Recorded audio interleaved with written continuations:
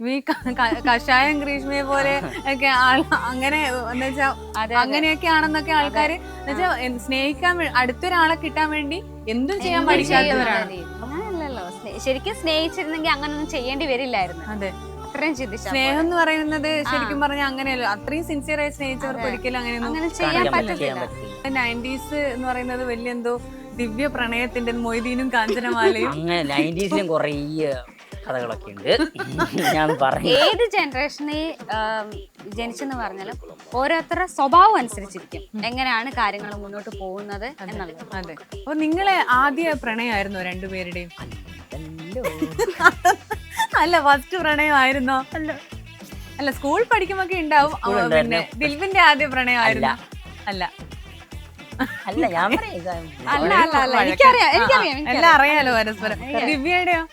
എനിക്കെന്ന് പറയുമ്പോ എപ്പോഴും നാലിലെപ്പോഴും അതൊന്നും പ്രണയം